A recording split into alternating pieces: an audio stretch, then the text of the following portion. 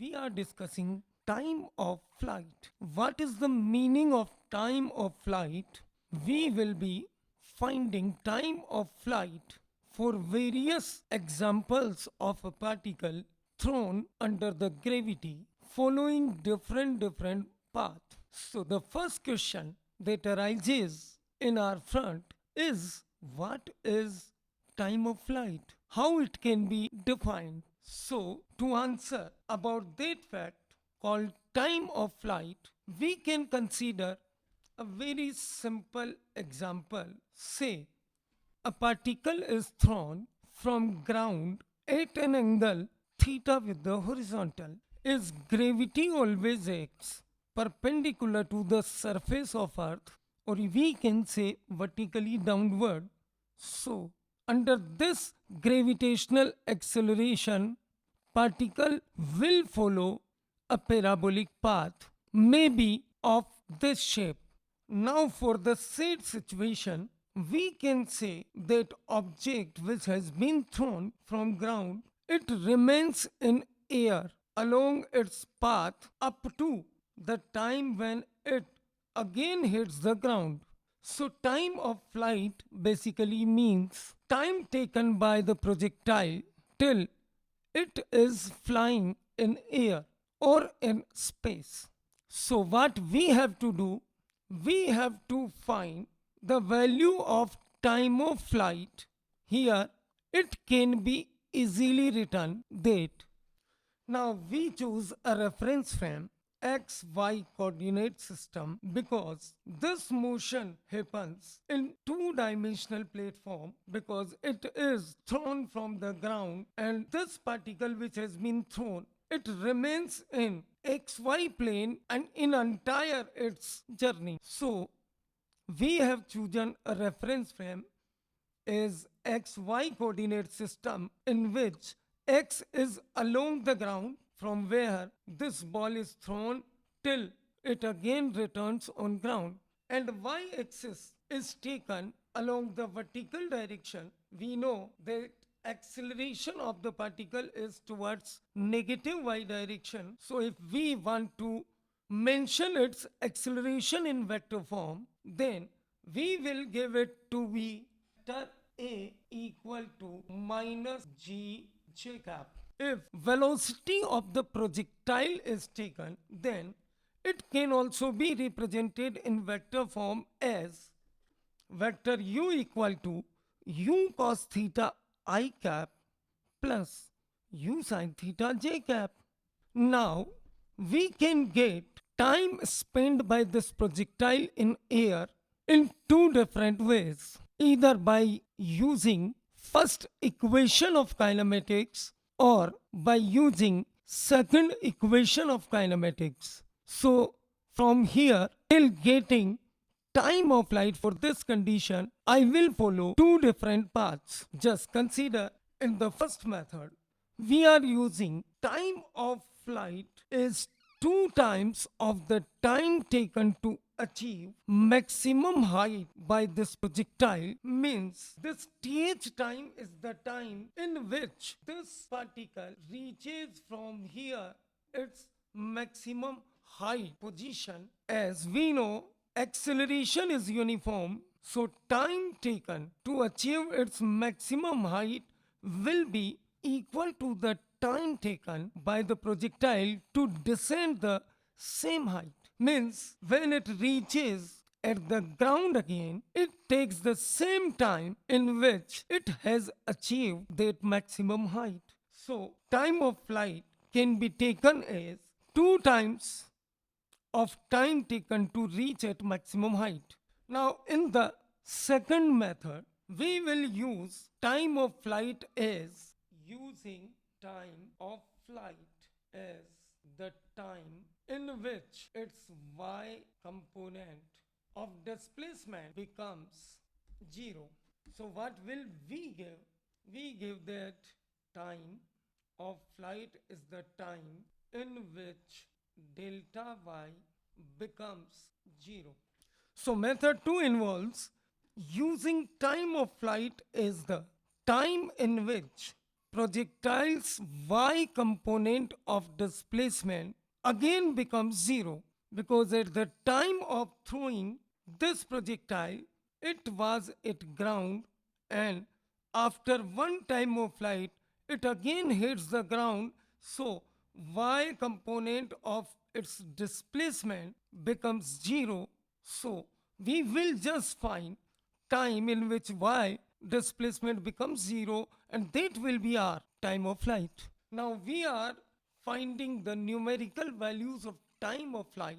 In the previous case, which was the simplest case of projectile motion. So I am giving just the proof for time of flight here. So I am getting time of flight by the method number 1, which we have discussed on the previous page. So we know, for given condition, initial velocity of the projectile is u cos theta I cap plus u sin theta j cap.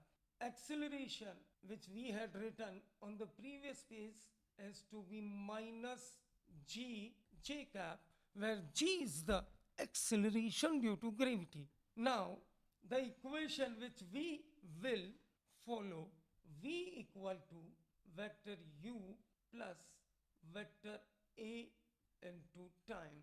If we use above values in this equation, then we get v equal to u cos theta I cap plus u sin theta j cap minus g j cap into t. We can simplify this equation to be equal to u cos theta I cap plus u sin theta minus gt j cap. Now, the twist comes from here. We can simplify it using a particular point, which can be explained as x component of instantaneous velocity of particle is u cos theta, which is time independent, means during complete motion its horizontal velocity remains same. But on the second component, which is along the y direction, so we call it component of velocity along y direction. For maximum height, y component of velocity becomes 0. Just think on this point why I am saying this. We can write u sin theta minus gt, basically the y component of velocity, to be equal to 0.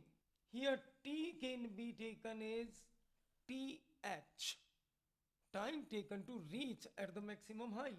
So we get time taken to achieve its maximum height equal to u sin theta divided by g. As we have earlier discussed, that time of flight of the projectile in this case is 2 times time taken to ascend its maximum height. So it becomes 2 times u sin theta divided by g, which is our desired answer. So students, this is the time of flight for this case. Now, we will proceed to get this result by the second method also. So please go through it, because it will give you an advantage in your application part. Now, as we have discussed, in the second method, the informations of initial velocity and acceleration are same as on previous page. So I am writing it u cos theta I cap plus u sin theta j cap, and acceleration a to b minus g j cap directly. Now the equation which I have to use here is displacement of the particle to be initial velocity vector into time t plus half acceleration vector into time square. Here the values are as shown above. So I am writing the values of u and a in this equation. So it becomes u cos theta I cap plus u sin theta j cap multiplied by time t plus half the acceleration is minus g j cap into t square. Here this displacement s is here obtained in I cap and j cap form. So obviously this displacement will consist of a x displacement and a y displacement. So I am taking this as x I cap plus y j cap. So x I cap plus y j cap, it becomes equal to u cos theta into t I cap plus u sin theta t minus half gt square j cap. Now as for t equal to time of flight, y displacement becomes 0.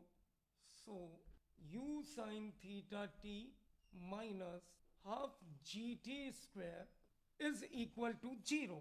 So we can write here u sin theta into time is equal to time of flight, so capital T minus half g capital T square, it has to be 0.